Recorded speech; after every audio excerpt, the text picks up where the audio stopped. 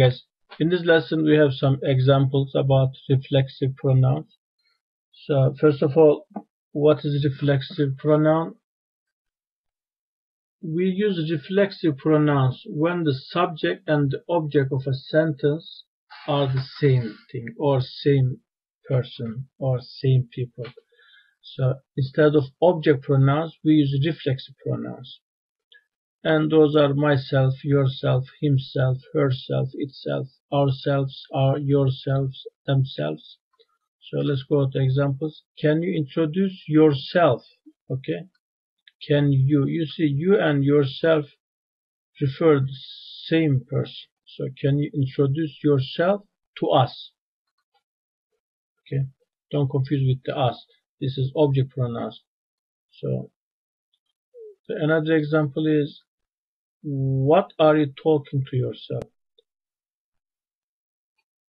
Okay, what are you talking to yourself? So here again, you and yourself refer to the same person. You have done a great job. You should be proud of yourself. Okay, you have done a great job. You should be proud of yourself.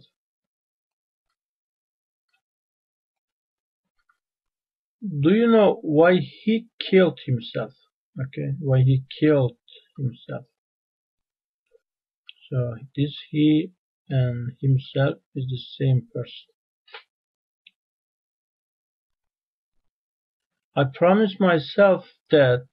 I promised myself. So I don't promise you or I don't promise them. I promise myself that I will get up early every day. So again, you see subject and objects are the same person. I am angry at myself. I'm not angry at you or somebody else. I'm not angry at her or him. I'm angry at myself because I didn't study last night.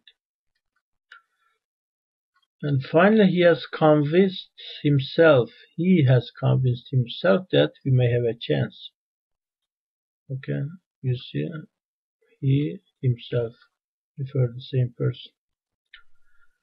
Okay, and also we have second usage of the reflexive pronouns.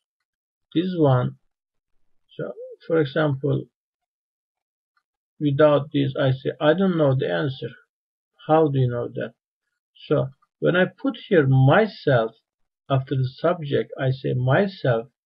I myself don't know the answer, so I emphasize the sentence, I especially say I myself don't know the answer. How do you know that?